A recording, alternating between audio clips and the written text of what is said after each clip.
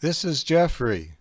We're out here with the rams, Mufasa and the Clue horse, who's guard horse. We're about to turn them out onto some winter ryegrass to eat, so they're probably be pretty happy. Alright, watch out, y'all. Watch out. Watch out. Watch out.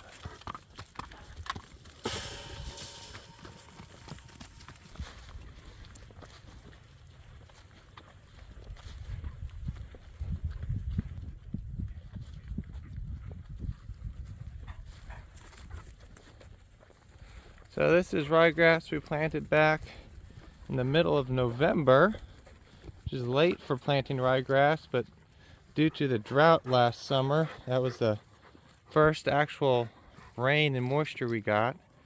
And then it's been pretty cold winter so far, so it's been slow growing.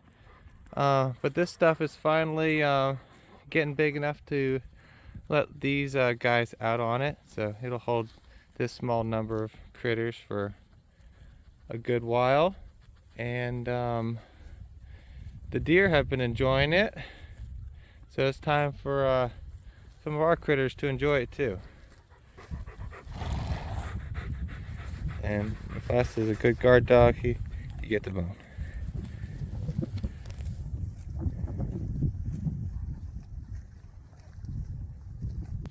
And now Jackie is going to lead the ewe flock over to a field of oats, radish, and hairy vetch.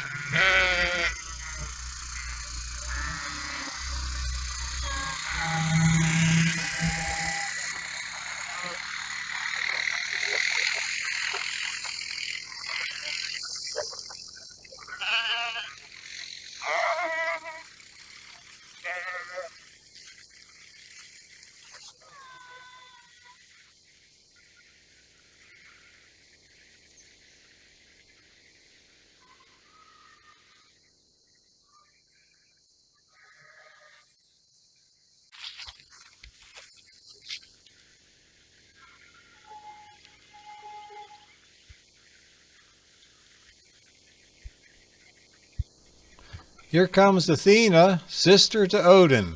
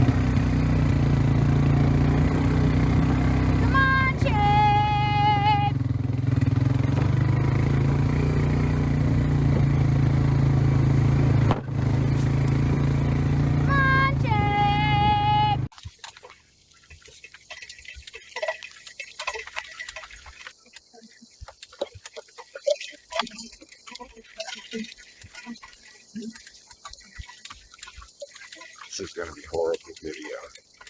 Let me get out. Jackie's calling them. Come on, let's go. Come on. Come on. Come on, Jake. Good job, guys. Come on, Jake.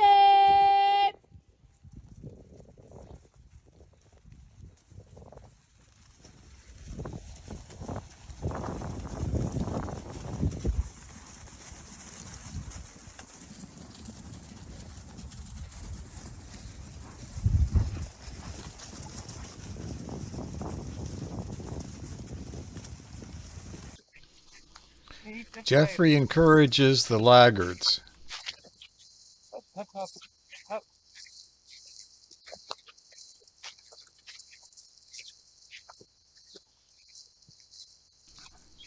The sheep are moving onto a mixture of oats, radish, and vetch that I planted in mid-November. Just like for Jeffrey's ryegrass, the drought last summer dried the soil so much we weren't able to plant until very late. Even creeks that are always running with water were dry. We took advantage of this and were able to do tractor work in bottomland areas that are normally too soft to get into, but we took a hit on forage production. With proper moisture around here, one can plant oats in August. Then with enough fertility, there can be a forage crop ready to graze in November. For example, here is a photo from the 27th of November, 2021. Then we had ewes grazing on a mixture of oats and radish that is much higher than what we've just turned these ewes out onto now, this March of 2024.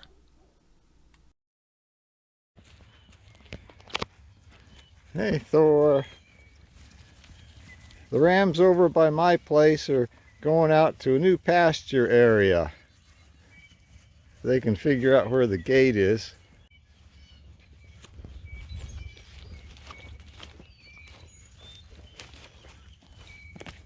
Run, sheep!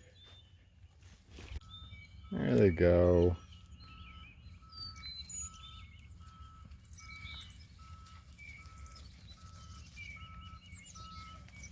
Yes, eat that radish.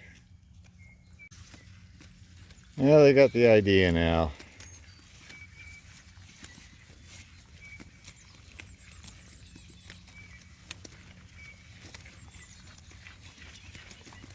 This is going to be their new home for a while.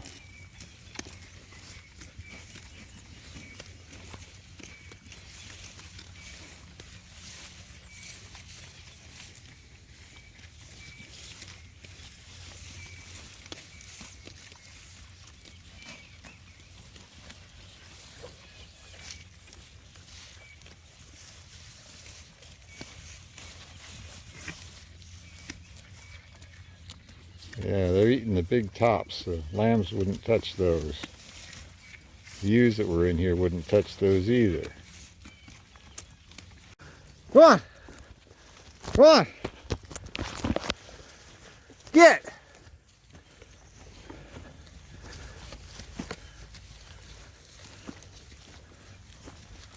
Come on! Come on! Eat oats and radish. Huh. Thought I'd be able to get this set up a little faster. In the corner of this field, I have a bunch of red mulberry trees that are sprouting up. The lambs ate off the bottom parts of the tree, which isn't so bad. But the rams were going to plow all over these trees and just wipe them out. I was going to put up this net fence here, electrify it, and keep them out. But they were a little quicker. I was going to try to set up a tripod and take pictures and this sort of thing. But I'm going to try to do it one-handed and video stuff while I'm doing it. And so this is not working. So the way it works is with two hands, you can easily unroll this fence and put it up in position. They came from these red mulberry trees that I bought 4 of them and put one in each of the holding pen areas to provide shade, and they've worked out really nice, grew real big, make nice red mulberries in the spring. And the birds ate them and came over here and dropped seeds. They'd sit up in these pecan trees here and they'd drop seeds down here and they sprouted, and sheep would come in and try to eat them. So I'm trying to prevent that. And so I can have some mulberry trees to plant around other areas of the farm. So I'm going to pull out this fence and then I'll show you when it's done. So I can electrify this. I've got hot wire going along this field fencing, the steel fence here. I've got the the net fence set up.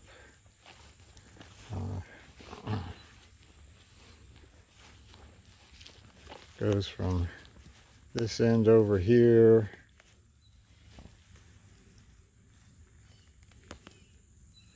over to that end over there. It just sort of closes out this corner.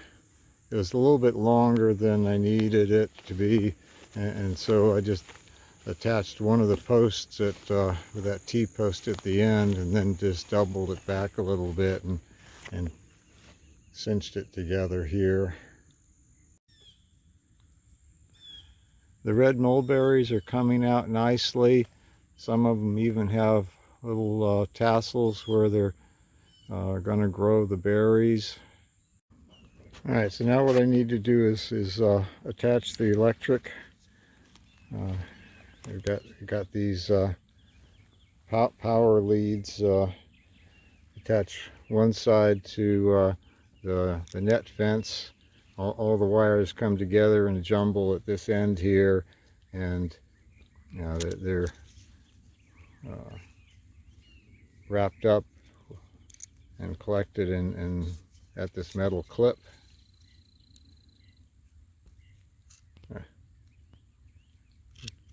I'm trying to look at the camera and attach this. It doesn't work. Okay, and so that's one side on the net fence, and then I get out my fence tester. Switch hands here. Okay, so before attaching the net fence, I test this electric line, and we've got 4.2 kilovolts of electric. I guess that's up in the right corner there. You can't see it very well.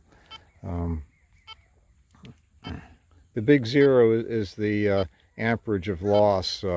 This fence tester can sense loss in one direction or the other, and it helps you find faults in the fence.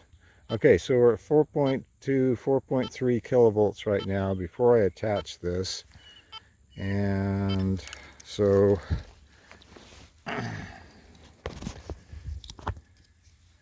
now attach this clip to the fence, or not to the fence, to the electric wire, to the input wire, and then we'll test it again. And we're at 3.7 kilovolts. 3.7. So there's a little bit of drag down from weeds and dampness going out along the net fence here. And if we test at the fence itself, that's 3.9, 3.7, 3.8 kilovolts. So that should do the job. Keep the rams away from the red mulberry. We'll try to get the mulberry growing, and I think that will be nice. So after a hard day of shepherding, it's nice to lay back against a soft sheep and relax. This is also the end of the video. So thanks for watching Longleaf Sheep Hill Ranch. Please subscribe.